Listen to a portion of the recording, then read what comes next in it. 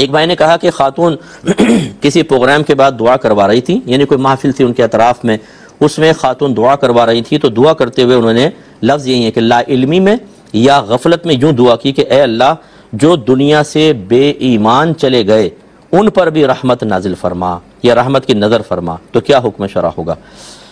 دیکھیں، جو دنیا سے بے ایمان چلے گئے وہ کافر ہیں، اور کافر کے بارے میں اللہ نے واضح طور پہ قرآن میں فرمایا، جیسے ایک آیت یہ ہے کہ وَمَن يَرْتَدِدْ مِنْكُمْ عَنْ دِينِهِ، جو شخص تم میں سے اپنے دین سے پھر جائے، فَيَمُتْ وَهُوَ كَافِرٌ، پھر وہ مر جائے کہ اس حال میں کہ وہ کافر ہے، فَأُولَئِكَ حَبِطَتْ أَعْمَالُهُمْ فِي الدُّنْيَا وَالْآخِرَةِ، تو یہ وہ لوگ ہیں کہ جن کے دنیا اور آخرت میں تمام اعمال برباد ہو جاتے ہیں۔ اولئک اصحاب النار، یہ دوزخی ہیں، ہم فیہا خالدون، یہ اس میں ہمیشہ ہمیشہ رہیں گے۔ اور بھی دیگر آیات ہیں جو کفار اصلی کے بارے میں بھی ہیں، تو چلو مرتد کے بارے میں کفار اصلی کے بارے میں بھی یہی ہے، یعنی جو شروع سے ہی کافر ہوتے ہیں۔ مرتد تو وہ ہے جو مسلمان ہو پھر کلمہ کفر کہہ کے کافر ہو جائے۔ ان دونوں کا حکم یہ ہے کہ ان کے اوپر مرنے کے بعد اگر یہ کفر میں مریں، مغفرت اور رحمت کے دروازے بند ہیں۔ اب اگر کوئی اس کے خلاف دعا کرتا ہے تو گویا کہ اس کو ان آیات پر شبہ ہے، شک ہے، وہ ان کو صحیح نہیں سمجھتا جن میں ان کے حالت کفر پر مرنے پر ان کے لیے مغفرت اور رحمت کے دروازے بند ہونے کا ذکر ہے، تو لہذا ایسا شخص دائرہ اسلام سے باہر ہو جائے گا، یہی علماء نے ارشاد فرمایا۔ اس لیے کسی بھی کافر کے لیے دعائے بخشش و مغفرت کرنا، اگر کوئی کافر مر جائے تو اس کے لیے ایسے الفاظ رکھنا اللہ اس کو رحمت کی جگہ پہنچا دے، اللہ تعالیٰ اس کی بخشش فرما دے، جو ایسا کرے گا سب دائرہ اسلام سے خارج۔ تو یہ خاتون بھی باہر ہوئیں، اور جن لوگوں نے اس پر آمین کہا وہ بھی باہر ہو گئے۔ یہ نہیں ہے کہ ہمیں تو معلوم نہیں تھا تو دین کیوں نہیں سیکھا تھا آپ نے؟ یہاں پہ یہ کم علم عذر نہیں ہے، قرآن کی واضح آیات موجود ہیں۔ قرآن اسی لیے کہا نا کہ بار بار پڑھیں ترجمہ تفسیر کے ساتھ، تاکہ پتہ تو چلے کہ اللہ تعالیٰ آپ سے کس چیز کے بارے میں مطالبہ فرما رہا ہے۔ تو لہٰذا ان خاتون کو بھی چاہیے کہ ناک اونچی کیے بغیر، تکبر میں مبتلا ہوئے بغیر، کیونکہ اس قسم کے جو کام کرنے والے ہوتے ہیں انہیں جب سمجھایا جائے تو ان کے اندر ایک باطنی، میں نے تکبر دیکھا ہے، ہر ایک میں نہیں ہوتا الحمدللہ، بہت اچھے لوگ ہیں، لیکن بعض میں ایک باطنی تکبر ہوتا ہے جو حق کو قبول کرنے سے روکتا ہے۔ انہیں گلٹ فیل ہوتا ہے کہ اگر ہم کہیں کہ اچھا ایسا ہم کلمہ پڑھ لیں گے تو پھر لوگ شاید ہماری وہ عزت اور ویلیو باقی نہیں رہے گی جو پہلے قائم تھی، تو وہ ڈٹ جاتے ہیں اپنے کفر پر، اور یہ اور زیادہ خطرناک ہوتا ہے۔ تو بہرحال ان خاتون کو تجدید ایمان، تجدید نکاح کرنا ہوگا، اور جتنوں نے آمین کہا ان سب کو بھی چاہیے کہ وہ تجدید ایمان اور تجدید نکاح کریں۔ اور میرا مشورہ یہ ہے کہ ایسی خاتون جن سے اس قسم کے معاملات سرزد ہو رہے ہیں ان کو مجبور کریں، آپ بونڈ کریں کہ اگر دوبارہ تبلیغ دین کرنی ہے تو پہلے ایک لکھا ہوا اپنی تقریر آپ کسی اچھے مفتی صاحب کو چیک کروائیں، وہ یس کہیں تو پھر وہ ان کو کرنے کی اجازت دی جائے۔ ایسے لوگ پھر اس قابل نہیں ہیں کہ انہیں پبلک کے درمیان بیان کرنے دیا جائے کہ وہ خود بھی دائرہ اسلام سے باہر ہوں اور سامنے بیٹھے وہ کے لیے بھی مصیبتیں پیدا کر دیں۔ تبلیغ دین اچھی چیز ہے، اس کا شوق اچھی چیز ہے، لیکن جب ہم کم علمی کے ساتھ کرتے ہیں تو خود بھی تباہ ہو سکتے ہیں اور آخرت کی بھی تباہی ہو سکتی ہے۔ ہاں یہ الگ بات ہے، میں بھی ایک عالم دین ہوں، مجھ سے بھی خطا ہو سکتی ہے، اس کا انکار نہیں ہے۔ تو اگر جو فیلڈ میں واقعی صاحب علم ہوتے ہیں، انہوں نے باقاعدہ قرآن، تفسیر اور دیگر علوم پڑھے ہوتے ہیں، اگر ان سے غلطی ہو جائے کہ ان کی غلطی میں اور ایک عام آدمی جس نے علم نہیں سیکھا اور تبلیغ دین کر رہا ہے، ان دونوں کی غلطی میں فرق ہوتا ہے۔ ان کی غلطی ہوگی، انہیں بھی تجدید ایمان، تجدید نکاح کرنا ہوگا، لیکن گرفت کے امکانات کم ہوں گے کیونکہ یہ بے دھیانی میں ہی ہوگا، علم تو تھا۔ اور جس نے علم ہی نہیں سیکھا اور وہ پبلک میں بیٹھ کر تبلیغ دین کرنے لگے اور غلطی کرے تو چونکہ وہ لا علمی اور جہالت کے ساتھ تبلیغ کرنے کی کوشش کر رہا ہے، اس لیے اس کا حکم سخت ہوتا ہے۔ یہ وجہ فرق بھی ذہن میں رکھیں۔ تو بہرحال حکم ہم نے آپ کو بیان کر دیا۔ یہ بہن نے کل ہم سے کویسچن کیا تھا کہ میں نے بہت ساری قسمیں کھا لیں، تو میں نے بتایا تھا کہ اگر آپ اس کے خلاف جائیں گے تو یہ قسمیں ٹوٹ گئی، اس کا کفارہ دینا ہوگا۔ تو ایک قسم کا کفارہ جو ہے وہ یا تو غلام آزاد کریں یا 10 مسکینوں کو پیٹ بھر کر کھانا کھلائیں، اور یہ 10 مساکین تلاش کرنا مشکل ہے، تو پھر اس میں فقہا نے یہ اجازت دی ہے کہ ایک مسکین کو 2 ٹائم پیٹ بھر کر کھانا کھلانا یہ سمجھ لیں ایک صدقہ فطر کی مقدار بنتا ہے۔ تو اگر میرا مشورہ یہ ہے کہ 200 کا حساب کر لیں اور آپ 2000 روپے اگر کسی غریب مسکین کو دے دیں گی، ایک قسم کا کفارہ ہو جائے گا۔ پہلے تو آپ سوچیں میں نے کتنی قسمیں کھائی ہیں، ان کی تعداد لکھیں، اگر ایکوریٹ تعداد یاد نہیں ہے تو دل سے سوچیں، تحری کریں، اس کو غور و تفکر کرنا کہتے ہیں، 2 ہوں گی، 4 ہوں گی، 6 ہوں گی، 8 ہوں گی، جہاں دل کا یہاں اس سے زیادہ نہیں ہوں گے وہ لکھ لیں، اور وہ اگر ساری قسمیں آپ نے توڑ دی ہیں ہر قسم کا الگ الگ کفارہ ہوگا۔ تو اگر فرض کر لیں کہ 6 ہیں تو ہر قسم کا 2000، تو 12000 آپ کو کم از کم کفارہ ادا کر دینا چاہیے۔ یہ جو میں نے آپ کو پیسے بتائے یہ کم زیادہ بھی کوئی عالم آپ کو بتا سکتا ہے، کیونکہ یہ ایک حساب میں نے سرسری سا کر دیا۔ ویسے تو جیسے صدقہ فطر 100 روپے پہلے چل رہا تھا، پھر 150 روپے اس دفعہ ہوا، میں نے 200 روپے کا حساب کیا احتیاطاً، تو آپ اس طریقے سے قسم کا کفارہ ادا کر دیجئے۔ یہ بہن نے جو کویسچن کیا کہ بہنوئی کی لڑائی ہوئی ان کی بہن کے ساتھ، یعنی ایک شخص کی لڑائی ہوئی اپنی زوجہ کے ساتھ، اس نے اس کی بہن کو یعنی سالی کو فون کیا اور یہ اس طریقے سے کہا کہ اپنی بہن سے کہو میں طلاق دینا چاہتا ہوں، انہوں نے کہا آپ لکھ کر بھیج دیں، اس کے علاوہ کوئی اور آگے بات نہیں ہوئی اس پہ طلاق ہوئی یا نہیں ہوئی۔ لیکن صرف ارادہ طلاق اگر ظاہر کیا جائے تو اس پہ طلاق نہیں ہوتی ہے، اور اگر بعد میں انہوں نے نہیں بھیجی طلاق اور نہ طلاق کے الفاظ وغیرہ کوئی جیسے تنہائی کے اندر بعض اوقات انسان ادا کر دیتا ہے، ایسا کچھ بھی نہیں کیا اور بعد میں صلح بھی ہو گئی تو بالکل خوش و خرم رہیں، اس میں کوئی مسئلہ نہیں ہے۔ لیکن جیسے پھر بہن نے آگے ارشاد فرمایا جو اکثر ہمارے ہاں ہوتا ہے کہ ایک دفعہ لڑائی ہوئی، طلاق تک نوبت پہنچ گئی، لیکن دونوں فریق اسے عبرت حاصل نہیں کرتے ہیں، پھر دوبارہ شیطان کے تابع ہو کے لڑتے ہیں، اور لڑائی ہوئی تو گھر والوں نے کہا کہ تم فارغ کر دو، لڑکی والوں نے کہا میں فارغ کر دیں، انہوں نے کہا آپ عدالت سے جتنی جلدی ہو سکے خلا لے لیں، ہم اجازت دیتے ہیں ایسا کر لیں آپ۔ اس میں بھی طلاق نہیں ہوئی، ٹھیک ہے نا۔ اگر وہ کہتے ہیں لڑکی والوں نے مطالبہ کیا فارغ کر دیں تو ان کے مطالبے میں کے جواب میں اگر وہ کہتے ہیں کہ چلو ٹھیک ہے فارغ کیا تو فوراً طلاق واقع ہوتی ہے، وہ بھی لڑکا کہتا تو، لڑکی کی ماں یا بہنیں نہیں۔ اور اگر ایسا نہیں ہوا، انہوں نے کہا ٹھیک ہے ہم تو نہیں دیتے، آپ کورٹ سے جا کر لے لیں، تو یہ صرف ایک مشورہ دیا گیا ہے، اور اگر یہ کورٹ سے رجوع بھی کرتے تو ہر صورت میں کورٹ کا خلا جس کو عرف عام میں کہتے ہیں، حالانکہ وہ فسخ نکاح ہے، فے سین خے، فسخ نکاح یعنی نکاح کو ختم کرنا، جو حقیقتاً طلاق نہیں ہوتی ہے۔ تو خلا تو شوہر دیتا ہے، ٹھیک ہے نا، طلاق بھی شوہر دیتا ہے، خلا بھی شوہر دیتا ہے۔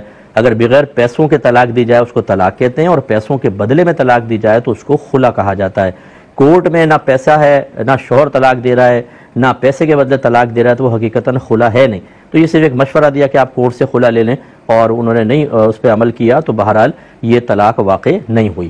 لیکن میری گزارش ہے کہ دونوں فریقین کو چاہیے کہ پیار محبت سے زندگی گزاریں۔ اللہ تعالیٰ نے یہ ایک زندگی دی ہے بالکل مختصر سی، اور حقیقتاً یہ اس لیے دی ہے تاکہ ہم اس میں آخرت کی تیاری کر لیں، اور ہم بعض اوقات اپنی زندگی کو تلخ سے تلخ بناتے چلے جاتے ہیں، لڑائی جھگڑا فتنہ فساد، اور یہ اکثر ہمارا جہالت، ہمارے تکبر، ہماری کم علمی، اپنے آپ کو صحیح سمجھنا، دوسرے کو غلط سمجھنا، دوسرے سے معافی مانگنے کو اپنے لیے ذلت اور بے عزتی بنا لینا، اس کا معیار بنا لینا، ان چیزوں سے زندگی تباہ ہوتی ہے۔ پھر فرشتہ آ جائے گا، موت کا فرشتہ، کہ آئیے آپ کا وقت پورا ہو چکا، حسرت کے ساتھ رخصت ہو جائیں گے۔ جتنے بھائی بہن مجھے سن رہے ہیں جو شادی شدہ ہیں، میں گزارش کرتا ہوں ایک دوسرے کی قدر کریں، پیار محبت سے رہیں، اپنے بچوں کے لیے اچھے رول ماڈل بنیں۔ یہ نہ ہو کہ بچوں کے ذہن کے اندر وہ بیچارے تنہائی میں بیٹھے ہیں تو ماں باپ کی گالی گلوچ، مار پیٹ، رونا دھونا یہ ان کے ذہن میں چل رہا ہو۔ یہ کیا کر رہے ہیں آپ اپنے بچوں کے ساتھ؟ انہیں نفسیاتی طور پر آپ کتنا بیمار کر دیتے ہیں، سک کر دیتے ہیں، ان بچوں کی ذہنی نشو و نما متاثر ہو جاتی ہے۔ وہ کلاس میں بیٹھے ہوتے ہیں، ٹیچر کے لیکچر سن رہے ہوتے ہیں، لیکن ان کا ذہن وہاں حاضر نہیں ہوتا، کیونکہ گھر کے جو یہ منفی معاملات ہوتے ہیں ان کے ذہن پر بہت ہی بری طریقے سے اثر انداز ہوتے ہیں۔ لیکن معذرت کے ساتھ لفظ استعمال کر رہا ہوں، ظالم ماں باپ کو اتنی فکر نہیں ہوتی کہ ہم اپنے بچوں کے ساتھ کیا کر رہے ہیں۔ ہاں میں نے یہ ضرور دیکھا ہے، طلاقیں دے دیں گے، پھر خاتون بھی فون کریں گی، شوہر بھی، مفتی صاحب کچھ بتائیں، حل بتائیں۔ چھوٹے چھوٹے بچے ہیں ہمارے۔ اچھا جب آپ لڑ رہے تھے، جب آپ طلاق دے رہے تھے، ایک دوسرے کا منہ نوچ رہے تھے، بیوی چکرا بیلن سے حملہ کر رہی تھی اور سینڈل اٹھا کے ماری تھی شوہر کو، اور بچے سہمے ہوئے، کوئی ٹیبل کے نیچے تھا، کوئی پردے کے پیچھے، کوئی روتا ہوا باہر بھاگ گیا تھا، کانپ رہے تھے بچے، اس وقت آپ کو بچوں کا چھوٹا پن نظر نہیں آیا تھا؟ کس قدر آپ نے غلط قدم اٹھا کے اب بچوں کو ڈھال بنا کے آپ یہ چاہتے ہیں تاکہ مفتی صاحب یا کوئی بھی عالم ایموشنل ہو جائے کہ ہاں بھائی یہ بیچارے یا تو بڑے دیکھو چھوٹے بچوں کے لیے ایسا کر رہے ہیں، چلو بھائی یہ حل بتا دیں۔ اگر کوئی حل ہو تو ہم کیوں روکیں گے، ہم تو فوراً بتائیں گے، لیکن آپ بعض اوقات حل کو خود ختم کر دیتے ہیں اور پھر چھوٹے بچوں کو سامنے رکھ کر ریکویسٹ کرنے کی کوشش کرتے ہیں۔ تو میں ایسے لوگوں کو سمجھاتا ہوں کہ کسی نے آپ کے بچوں کے ساتھ برا نہیں کیا، آپ نے اپنے بچوں کے ساتھ نادانستہ طور پر بہت بڑی دشمنی کی ہے جو ساری زندگی کے لیے ایک اذیت کا سبب بنے گی۔ میرے خیال میں میری اتنی باتیں اگر کوئی سن کر تنہائی کے اندر غور کرے، اسے بہت کچھ سمجھنے کا موقع ملے گا۔ اس نے پوچھا تھا کہ کیا جماعت سے نماز پڑھنا واجب ہوتا ہے؟ جی ہاں، مردوں کے لیے واجب ہے جبکہ کوئی صحیح شرعی عذر نہ ہو، یعنی کوئی شخص جیسے بہت تیز بارش ہو رہی ہے، یا جیسے آج کل سیلاب کی صورتحال ہے، یا شدید قسم کی سردی ہے، یا کوئی آدمی بیمار ہے اور یا نابینا ہے اور کوئی ساتھ لے جانے والا نہیں ہے کہ وہ جا کے نماز پڑھ سکے۔ اسی طریقے سے اگر شدید بھوک لگ رہی ہے اور کھانا تیار ہے تو یہ کھانا بھی جماعت کے ترک کے لیے ایک شرعی عذر ہے۔ حتیٰ کہ اعلیٰ حضرت امام اہل سنت نے ارشاد فرمایا کہ اگر کوئی شخص گرم روٹی کھانے کا عادی ہے کیونکہ اس کے دانتوں سے آرام سے چب جاتی ہے، اور ٹھنڈی ہو جائے تو چبانا دشوار ہو جاتا ہے، اور روٹی تیار ہے تو وہ جماعت چھوڑ سکتا ہے، کیونکہ ٹھنڈی روٹی چبانے میں اس کو تکلیف ہوگی اور حرج اللہ تعالیٰ نے اٹھایا ہے، اس لیے اجازت دی کہ وہ جماعت کو ترک کر سکتا ہے۔ اس لیے میری گزارش ہے، کیونکہ اس میں بھی علماء کا اختلاف ہے، جو نبی کریم صلی اللہ علیہ وسلم نے ارشاد فرمایا کہ جو لوگ جماعت سے پیچھے رہ جاتے ہیں تو میرا دل چاہتا ہے کہ کسی اور کو امام بناؤں، اور کسی کے ساتھ یہ حضرت بلال کا فرمایا کہ ان کے ساتھ لکڑیاں لے جاؤں، ان کے گھروں کو آگ لگا دوں۔ تو یہ بعضوں نے کہا کہ یہ منافقین کے ساتھ خاص ہے، کیونکہ رحمت کونین صلی اللہ علیہ وسلم کے دور میں کوئی صحابی پیچھے بلا عذر پیچھے رہ جانے کا تصور نہیں کر سکتا تھا، یہ منافقین تھے۔ اور بعض نے اس کو عمومی طور پہ رکھا ہے، اس لیے جماعت کے مسئلے کے اندر کافی اختلاف ہے۔ تو خلاصہ کلام یہ ہے کہ جو مقبول مرجوح قول ہے، پبلک کے درمیان پیش کرنے والا قول ہے، جس کو ہم اپنی فقہی اصطلاح میں مفتہ بہی قول کہتے ہیں، وہ یہی ہے کہ جماعت واجب عین ہے، یعنی ہر عاقل بالغ مرد کے اوپر جماعت واجب ہے، بشرطے کہ کوئی عذر نہ ہو۔ لیکن چونکہ اس میں کافی اختلاف ہے، اس لیے کسی صحیح عذر کی بنا پہ چھوڑ بھی سکتے ہیں۔ اس لیے میں آپ سے بس یہ گزارش یہ کر رہا ہوں، اتنی تفصیل کیوں بیان کی، کہ اگر کوئی آپ کو جماعت ترک کرتا نظر آئے تو اس سے بدگمانی فوری طور پہ نہ کر لیں، جب تک کہ آپ کو یہ معلوم نہ ہو جائے کہ اس کے پاس ترک جماعت کا کیا عذر ہے۔ اور خصوصاً اگر کوئی عالم دین ایسے ہیں تو پھر تو بالکل آپ نہ کریں، کہ اگر وہ کوئی بعض اوقات اگر جماعت ترک بھی کرتے ہیں، ہو سکتا ہے کوئی صحیح شرعی عذر ہو، حسن ظن قائم رکھیں۔ ہاں کوئی عادت بنا لے تو ایک الگ بات ہے کہ آپ تشفی کے لیے معلوم کر لیں، ورنہ کسی کے پاس صحیح عذر ہوگا، عالم اگر ہیں اور بعمل ہیں تو تبھی وہ جماعت ترک کریں گے، اس کا خیال رکھیے۔ بھائی نے ایک مجھے پوسٹ بھیجی تھی اور کہا کہ اس پہ ایک عمل لکھا ہوا تھا جس کا مقصد یہ تھا کہ دشمنوں کی زبان بند کرنے کا عمل۔ تو یہ کہتے ہیں کہ انٹرنیٹ پر ایک عمل میں نے دیکھا جو دشمنوں کے لیے تھا، کیا میں اس کو اختیار کر لوں تو یہ ناجائز ہے؟ دیکھیں مسئلہ یہ ہے کہ انٹرنیٹ پر اتنی چیزیں آپ کو ملیں گی اور ایسے ایسے فضائل کے ساتھ کہ اگر آپ ان کو پڑھیں تو آپ کہیں گے میں تو ولی بنا ہوگا کچھ بھی نہیں۔ تو اس قسم کے وظیفے جو خاص طور پر دشمنوں کی نیت سے آپ پڑھیں گے بہت خطرناک ہوتے ہیں، بعض گرم وظائف ہوتے ہیں، بعض الٹا پڑ جاتے ہیں اور مسائل پیدا ہوتے ہیں، ایسا نہ کریں۔ آپ اللہ کی طرف رجوع کیوں نہیں کرتے؟ اللہ نے واضح قرآن میں فرمایا وَاسْتَعِينُوا بِالصَّبْرِ وَالصَّلَاةِ، صبر اور نماز سے مدد طلب کرو۔ گویا کہ اگر آپ مشکل میں آ جائیں، پریشانی ہو تو صبر کریں، جواب نہ دیں، حتی الامکان اپنے آپ کو روکیں اور نماز پڑھیں، اللہ تعالیٰ مشکلات کا حل نکالے گا۔ لیکن یہ چیزیں بہت مشکل ہیں، صبر ہم سے ہوتا نہیں، نماز کی پابندی نہیں ہوتی، وظیفہ مل جائے اسے کریں گے تو ساری دنیا ہمارے ہاتھ میں آ جائے گی، مٹھی میں۔ آپ کو یہ بھی سمجھنا چاہیے کہ بے نمازی آدمی کوئی وظیفہ کرے گا اس میں برکت نہیں ہوتی، ہوتا وہی ہے جو اس کے حق میں جو ازلی فیصلہ ہے اللہ تعالیٰ کا، کہ آپ وظیفوں سے اللہ کے فیصلوں کو بدل سکتے ہیں؟ نہیں بدل سکتے۔ لیکن وظیفہ اختیار کرنا میں منع نہیں کر رہا ہوں، پھر بھی ناجائز نہیں ہے، عقیدہ یہ ہونا چاہیے کتنا بھی میں پڑھ لوں ہوگا وہی جو اللہ تبارک و تعالیٰ نے میری قسمت پہ لکھا ہے۔ اور پھر اگر یہ وظیفہ آپ بے چینی کے ساتھ، اضطراب کے ساتھ اور بے صبری کے ساتھ اللہ کی ذات سے مایوس ہو کر کہ یار وہاں سے تو کچھ نہیں ہو رہا، میں کچھ کرتا ہوں، اچھا اللہ سے کچھ نہیں ہو رہا معاذ اللہ، اب آپ میدان عمل میں آ گئے اور وہ وظیفے جو خود اللہ تبارک و تعالیٰ نے، کیونکہ مخلوق ہے، اللہ نے سب کو پیدا کیا، اب میں یہ کر لوں گا۔ ہاں اگر قرآن کی آیت ہے تو وہ مخلوق نہیں ہے، ذہن میں رکھیے گا، قرآن غیر مخلوق ہے۔ ویسے میں دیگر کلمات کے بارے میں عرض کر رہا ہوں، تو یہ صحیح نہیں ہوتا۔ آپ صبر کریں، نماز پڑھیں، اللہ کی طرف رجوع کریں، انشاءاللہ اللہ تعالیٰ آپ کی مدد کرے گا۔ کسی نے پوچھا ہے کہ اگر کوئی کافر مر جائے تو ریسٹ ان پیس کہنا اس کے مرنے پر یہ کیسا ہے؟ دیکھیں یہ شرعاً جائز نہیں ہے، کیونکہ اس کا مطلب کیا ہوتا ہے، یہ اگر آپ انٹرنیٹ پہ چیک کریں کہ set to express the hope that someone's spirit has found peace after death, یعنی اس وقت کہا جاتا ہے کہ جب ہمیں یہ امید ہوتی ہے کہ اللہ تبارک و تعالیٰ اس کی روح کو سکون عطا فرمائے گا، جبکہ کافر کی روح کو مرنے کے بعد سکون نہیں ملے گا، یہ نص قطعی سے ثابت ہے۔ جیسے کہ اللہ تبارک و تعالیٰ نے قرآن عظیم میں ارشاد فرمایا کہ ان الذین کفروا وصدوا عن سبیل اللہ، بے شک وہ لوگ جو کافر ہو گئے اور انہوں نے لوگوں کو دین کے راستے سے روکا، اللہ کے راستے سے روکا، ثم ماتوا وہم کفار، پھر وہ مر گئے اس حال میں کہ وہ کافر تھے، فلن یغفر اللہ لہم، تو اللہ تبارک و تعالیٰ ہرگز ان کی بخشش نہیں فرمائے گا۔ اس کا مطلب ہے کہ جو حالت کفر میں مر گیا اس کے لیے پھر بخشش نہیں ہے، اور جب بخشش نہیں ہے تو پھر عذاب لازم ہوگا۔ کیونکہ جو بخشش کی امید ہوتی ہے بخشش کے ساتھ جائے گا، اس کے لیے جو بخشش کے ساتھ گیا اس کے لیے تو عذاب ہی نہیں ہے، اور جس کے لیے امید ہے تو امید ہوتی ہے کہ چلیں جی اگر گناہوں سمیت گیا ہے عذاب بھی ہو رہا ہے تو دعائے بخشش و مغفرت سے عذاب ختم ہو جائے گا۔ جبکہ کافر کے لیے ایسا نہیں ہے تو اس کا مطلب یہ ہوا کہ اس کو کبھی بھی اب امن اور چین نہیں آئے گا، یہ نص قطعی سے ثابت ہے۔ اسی طریقے سے اگر کوئی مسلمان تھا اور پھر وہ دائرہ اسلام سے باہر نکل گیا، اس نے کفر اختیار کر لیا، اس کو مرتد کہتے ہیں۔ اس کے بارے میں اللہ تعالیٰ نے فرمایا کہ وَمَن يَرْتَدِدْ مِنْكُمْ عَنْ دِينِهِ، کہ جو تم میں سے اپنے دین سے پھر جائے، فَيَمُتْ وَهُوَ كَافِرٌ، پھر اس کا انتقال ہو جائے اس حال میں کہ وہ کافر ہے، تو فَأُولَٰئِكَ حَبِطَتْ أَعْمَالُهُمْ فِي الدُّنْيَا وَالْآخِرَةِ، تو اس کے دنیا اور آخرت میں اعمال برباد ہو جائیں گے۔ وَأُولَٰئِكَ أَصْحَابُ النَّارِ هُمْ فِيهَا خَالِدُونَ، وہ دوزخیوں میں سے ہے، وہ اس میں ہمیشہ ہمیشہ رہے گا۔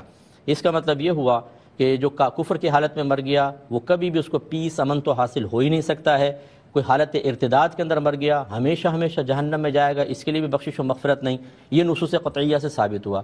اب اگر کوئی دعا کرتا ہے امن کی، سکون کی یا مغفرت کی، اس کا مطلب یہ ہے کہ اسے ان آیات پر یقین نہیں ہے، ان آیات پر بھروسہ نہیں ہے جو اللہ تعالیٰ نے بیان فرمایا، گویا کہ ان کے مضامین کے بارے میں وہ شک میں مبتلا ہے کہ نہیں ایسے ہو گیا پھر بھی اللہ تعالیٰ بخشش فرما سکتا ہے، تو اس کا مطلب ہے کہ اس نے اللہ تعالیٰ کے کلام میں شک کیا، اور جو قرآن کی کسی نص قطعی میں خاص طور پہ شک و شبہ کرتا ہے وہ دائرہ اسلام سے خارج ہو جاتا ہے۔ خلاصہ کلام یہ ہے کہ اگر کسی نے کسی کافر کے مرنے پر اس طرح دعائیہ کلمات کہے ہوں تو اسے احتیاطاً تجدید ایمان اور تجدید نکاح کرنا لازم ہے، اور ہمیشہ یاد رکھیں کہ ان چیزوں کا تعلق دین سے ہے۔ ایسا نہیں ہے کہ ہم اپنی عقل کا استعمال کرتے ہوئے یہ کہیں کہ آج فلاں شخص تھا بڑا رحم دل تھا، بہت انسانیت کی خدمت کرتا تھا، غریبوں کے ساتھ بہت اچھا سلوک کرتا تھا اور بلا امتیاز کرتا تھا، کافر ہو کے مر گیا لیکن اچھے کام بھی تو کیے، چلو اس کے لیے دعا کر دیں۔ اللہ تبارک و تعالیٰ نے مطلقاً آخرت کی نجات اور بخشش کا دار و مدار ایمان پر رکھا ہے۔ دنیا میں اگر کوئی اچھے کام کر جاتا ہے اللہ تعالیٰ اس کو دنیا میں اس کا انعام دے دے گا، آخرت میں اس کے لیے کچھ بھی نہیں ہے۔ وہ انعام چاہے شہرت کے لیے ہو، شہرت کے طور پر ہو، آسانی کی شکل میں ہو، ہاں یہ بھی پاسبل ہے کہ اللہ تعالیٰ بعض اوقات کسی کافر کے اچھے عمل کا ظاہری وسیلے کی بنا پر اسے دولت ایمان سے مالا مال کر دے، اب وہ کافر رہا نہیں، وہ مسلمان ہو گیا، لیکن جو حالت کفر میں مرا تو پھر اس کے لیے نہ دعا جائز ہے، نہ اس کے بارے میں دل کے کہیں گوشے میں یہ شبہ بھی پیدا ہو کہ شاید اس کی بخشش ہو جائے، شاید اللہ تعالیٰ اس کی مغفرت کر دے، نہیں، بالکل اس کے لیے دعا نہیں کر سکتے ہیں، وہ ہمیشہ ہمیشہ جہنم میں رہے گا۔ نکاح جو ہے بعض صورتوں میں حرام ہوتا ہے۔ کون سی صورتیں ہیں؟ جب انسان ازدواجی تعلق قائم نہ کر سکتا ہو، یا نان نفقہ دینے پر قادر ہی نہ ہو، اسے یقین ہو نہ ازدواجی تعلق قائم کر سکتا ہوں نہ نان نفقہ پورا کر سکتا ہوں، تو ایسی صورت میں نکاح کرنا اس کے لیے حرام ہے۔ تو اگر کوئی ایسی معاذ اللہ بیماری ہے کہ وہ ازدواجی تعلق قائم نہیں کر سکتا، لیکن وہ اپنی شرم کو دور کرنے کے لیے کہ لوگ کہتے ہیں نکاح کیوں نہیں کر رہا، نکاح کیوں نہیں کر رہا، تو ہمارے پاس ایسے کیسز آتے ہیں کہ مائیں خود اپنے نامرد بچوں کا نکاح کر دیتی ہیں۔ تو یہ ماں بھی حرام کر رہی ہے، باپ بھی حرام کر رہا ہے، اور اگر ماں باپ کو نہیں پتا لیکن بچے کو پتا ہے کہ میرے اندر صلاحیت نہیں ہے، اس کے لیے نکاح کرنا حرام ہے۔ وہ اپنی عزت بچانے کے لیے کسی بچی کی زندگی برباد نہیں کر سکتا۔ دوسرا مکروہ تحریمی ہے نکاح کرنا، یعنی حرام تو گناہ کبیرہ، مکروہ تحریمی گناہ صغیرہ، یہ والا نکاح بھی نہیں کر سکتے۔ اور وہ کیا ہے کہ ازدواجی تعلق نہ پورا کرنے کا اندیشہ ہو، یعنی ایک زوجہ اس کی ہے اور اس کے جسم میں اتنی طاقت نہیں ہے کہ دوسری زوجہ کی جسمانی ضرورتیں وہ پوری کر سکے، یا اس کو اندیشہ ہے کہ میں نہیں کر سکوں گا، یقین نہیں اندیشہ ہے، تو اس کے لیے دوسرا نکاح کرنا مکروہ تحریمی ہے۔ ایک صورت ہے جس میں نکاح فرض ہو جاتا ہے، فرض جیسے نماز فرض ہے، روزہ فرض ہے، ویسے نکاح بھی فرض ہو جاتا ہے۔ کب؟ جب اسے یقین ہو کہ نکاح نہیں کروں گا تو زنا میں پڑ جاؤں گا، یا یقین ہو کہ نکاح نہیں کروں گا تو اپنی شہوت کو دوسرے حرام طریقوں سے لازمی پورا کروں گا، یقین ہو جائے تو نکاح کرنا فرض ہے، لیکن استطاعت ہونی چاہیے نکاح کی، ٹھیک ہے نا۔ نکاح کی استطاعت نہیں ہے تو حرام میں چلا جائے گا۔ اب جیسے یہاں پر ہے، اس کے بعد پیسے نہیں ہیں تو یعنی نفقہ نہ اٹھانے کا یقین ہے کہ بیوی کا خرچہ اٹھا ہی نہیں سکتا، تو نکاح منع ہے نا۔ لیکن اگر اس کو یہ یقین ہے کہ نہیں کروں گا تو زنا میں پڑ جاؤں گا، لیکن استطاعت نہیں ہے تو یہ حرام ہی رہے گا۔ اب اس پر لازم ہے کہ استطاعت پیدا کرے، پیسے کمانا شروع کرے۔ جب تک پیسے نہیں کما رہا تو حضور نے فرمایا روزے رکھے، روزے رکھے مطلب اپنی غذا کو بالکل نیچے لے کر آ جائے. روزے نہیں رکھ سکتا تو غذا بالکل کم کر دے, پانی پیتا رہے لیکن غذا بالکل کم کر دے تاکہ شہوت کا غلبہ کم ہو. تو اگر عورت کی استطاعت ہے, اس کا نان نفقہ اٹھا سکتا ہے اور نہ شادی کرے تو زنا میں پڑ جائے گا, تو نکاح کرنا فرض ہے. دوسرا ہے نکاح کرنا واجب ہے. زنا میں پڑنے کا یقین نہ ہو لیکن بد نگاہی سے اپنے آپ کو نہیں بچا سکتا یا حرام طریقوں سے اپنی شہوت کو پورا کرنے کا اندیشہ ہو تو نکاح کرنا واجب. یعنی یقین ہو جائے کہ حرام کر بیٹھوں گا تو فرض, اور بد نگاہی سے اپنے آپ کو نہیں بچا سکتا تو پھر نکاح کرنا کیا ہو جائے گا, واجب. اگر یہ کچھ بھی نہ ہو, نارمل حالت ہے, اس کی کیفیت نارمل ہے, زنا میں پڑنے کا اندیشہ نہیں ہے, بد نگاہی میں پڑنے کا اندیشہ نہیں ہے, عورت کا خرچہ بھی سپورٹ کرتا ہے, اس کی ازدواجی ضرورتیں بھی پوری کر سکتا ہے, اس صورت میں نکاح ہوگا سنت مؤکدہ. سنت مؤکدہ کا آپ کو حکم پتا ہے, ایک دو بار منع کرے تو گناہ نہیں ہے, لیکن مسلسل منع کرتا ہے تو پھر سنت مؤکدہ کا ترک بھی گناہ صغیرہ بنتا ہے. ٹھیک ہے, یعنی کم از کم بھی اس کی حیثیت کیا ہے, سنت مؤکدہ. تو جو کہتا ہے کہ میں نے کبھی نکاح کرنا ہی نہیں ہے اور اگر اس کے لیے سنت مؤکدہ ہو تب بھی وہ غلط کر رہا ہے. لیکن اگر وہ کہتا ہے 2 سال بعد کروں گا اور نارمل حالت ہے تو 2 سال ڈیلے کر سکتا ہے, اس میں کوئی مسئلہ نہیں ہے. اب اکثر جو پاکستانی نوجوان ہے نا, وہ ادھر آتا ہے واجب کی کیفیت میں. ہم سمجھتے ہیں نکاح سنت ہے, نکاح سنت ہے. باپوں کو بھی یہی پتا ہوتا ہے کہ نکاح سنت ہے. بھائی نکاح فرض بھی ہو جاتا ہے, واجب بھی ہو جاتا ہے, سنت مؤکدہ بھی ہو جاتا ہے. تو انڈیا پاکستان میں تو یہاں پہ پہنچے ہوئے ہیں لوگ. جو کینیڈا اور یو ایس اے کا جو مسلمان ہے نا, وہ اس کے لیے بعض صورتوں میں نکاح فرض ہے. کیوں؟ کیونکہ گھر سے نیچے اترتا ہے, سامنے کلب ہے, $100 میں زنا کر سکتا ہے, $20 میں زنا کر سکتا ہے. ابا جی کو بھی کچھ بھی نہیں پتا, ابا جی کام پر ہیں اور پیچھے بیٹا مکمل آزاد ہے. تو یو کے کینیڈا والوں کے لیے تو زیادہ تر نوجوانوں کے لیے نکاح فرض کی حیثیت میں چلا جاتا ہے. انڈیا پاکستان والے اپنے آپ کو فحش چیزیں دیکھنے سے نہیں بچا پاتے, بدنگاہی سے نہیں بچا پاتے, نکاح واجب ہے. اور کوئی اللہ کا ولی اگر ہو, آج کل کے دور میں بڑے لمیٹڈ لوگ ایسے ہوتے ہیں جو اپنے آپ کو گناہ سے روک سکیں, ان کے لیے نکاح سنت مؤکدہ ہے. معلوم ہوا 90% نوجوانوں کے لیے نکاح ان دونوں کیٹیگریز میں آتا ہے. اگر وہ جاب بے روزگار ہے تو پھر ادھر آ جائے گا. تو اب اگر نکاح فرض ہے یا واجب ہے, وہ پیسے کما لیتا ہے اور ماں باپ نہیں کر رہے, تو ماں باپ مسلسل واجب پورا کرنے کی راہ میں رکاوٹ ہیں. نکاح فرض ہے, ماں باپ نہیں ہونے دے رہے, ماں باپ مسلسل فرض پورا کرنے کی راہ میں رکاوٹ بن رہے ہیں. جتنے بچہ گناہ کرتا رہے گا, بچہ بھی قابل گرفت ہے اور ماں باپ کو بھی پورا گناہ ملے گا بچے کے حرام کام کرنے کا. یہ 5 نکاح کی شرعی حیثیتیں. کسی کے لیے کھڑے ہو جاتے ہیں, یہ ایک تعظیم ہے. کسی کا ہاتھ چوم لیتے ہیں, یہ ایک تعظیم ہے. کسی کا پیر چوم لیتے ہیں, یہ ایک تعظیم ہے. کسی کے لیے جھک جاتے ہیں, یہ تعظیم ہے. تو یہ مختلف قسم کی تعظیمیں ہیں. کچھ تعظیمیں حلال ہیں اور کچھ تعظیمیں حرام ہیں. جیسے کسی کے لیے کسی کے استقبال میں کھڑے ہو جانا, یہ جائز ہے. احادیث میں آتا ہے جب حضور علیہ الصلوۃ والسلام فاطمہ الزہرا کی پاس آتے تو سیدہ فاطمہ الزہرا کھڑے ہو کر حضور کا استقبال کرتی تھیں. اس سے پتہ چلا کہ انبیاء اولیاء آئیں تو ان کے استقبال میں کھڑا ہونا چاہیے. دوسرا یہ پتہ چلا کہ والد صاحب جب آ جائیں تو سیدہ فاطمہ الزہرا نے ہمیں سکھایا کہ والد کا استقبال کھڑے ہو کر کرنا چاہیے. پھر سیدہ فاطمہ کیا کرتی تھیں, حضور علیہ الصلوۃ والسلام کا ہاتھ چومتی اور جہاں بیٹھی ہوتی اس مسند پر تاجدار کائنات کو بٹھاتی. اور حضور علیہ الصلوۃ والسلام کا بھی یہی معمول تھا. جب فاطمہ الزہرا حضور علیہ السلام کے پاس آتی تو حضور علیہ الصلوۃ والسلام کھڑے ہو کر اپنی بیٹی کا استقبال کرتے, ہاتھ کو چومتے اور اپنی مسند پر بٹھاتے جہاں تاجدار کائنات خود بیٹھے ہوتے. تو اس کا مطلب حضور علیہ السلام نے جو فرمایا کہ میرے استقبال میں کھڑے نہ ہو, یہ بطور عاجزی ارشاد فرمایا, لیکن صحابہ نے ہمیں حضور کے استقبال میں کھڑا ہو کر دکھایا. تو فاطمہ الزہرا نے کھڑے ہو کر دکھایا, ہاتھ کو چوما, تو ہم بھی چوم سکتے ہیں اپنے والدین کے ہاتھوں کو, علماء کے ہاتھوں کو, پیر صاحب کے ہاتھوں کو. اگر وہ باشرہ پیر ہیں تو یہ والی تعظیم ہم کر سکتے ہیں, کھڑے بھی ہو سکتے ہیں.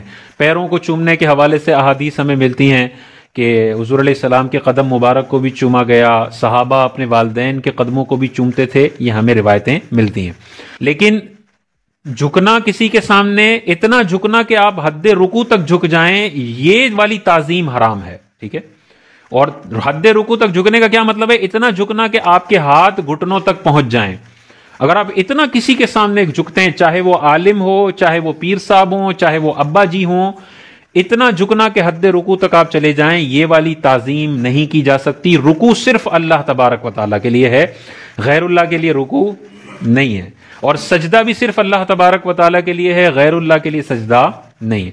لیکن مثال کے طور پہ پیر صاحب نیچے بیٹھے ہوئے ہیں اور ان کا ہاتھ میں نے چومنا ہے، تو ہاتھ چومنے کے لیے تو میں جھکوں گا نا، یہ تو نہیں کہہ سکتا کہ یوں ان کا ہاتھ اوپر کروں۔ بھائی ہاتھ چومنے کے لیے انسان جھکتا ہے، تو اس میں آپ حد رکوع تک جا سکتے ہیں، کیونکہ آپ رکوع میں جانے کی نیت سے جھکے ہوئے نہیں ہیں، آپ تو ہاتھ چومنا چاہ رہے ہیں اور ہاتھ چومنا جائز ہے۔ اسی طرح آپ کوئی چیز اٹھاتے ہیں تو آپ حد رکوع تک جھکے ہوئے ہیں نا، لیکن آپ نے تعظیماً یہاں جھکے ہوئے نہیں ہیں، یہاں تو آپ کوئی چیز اٹھا رہے ہیں۔ اسی طرح قدموں کو چومنا جائز ہے ماں باپ کے، تو آپ قدموں کو چومنے کے لیے یہ تھوڑی کہ ابو جی کی ٹانگ اتنی اوپر کر کے پھر یوں چوم رہے ہیں۔ او بھائی، وہ مرزا انجینئر نے یہی کہا کہ آپ کو ہاتھ چومنا ہے نا تو یوں جھکیں گے نہیں، بلکہ اس کا ہاتھ اوپر لائیں گے۔ اب جہالت جب بھری ہوئی ہو کوٹ کوٹ کے، تو پھر اسی طرح کے مسئلے نکلتے ہیں۔ یعنی پیر چومنا جائز ہے، صحابہ کا عمل رہا ہے، تو کیا پیر میں بھی آپ بولو گے کہ ٹانگ اوپر کرو اور پھر چومو؟ جہالت کی بات ہے، کوئی سینس لیس بات ہے۔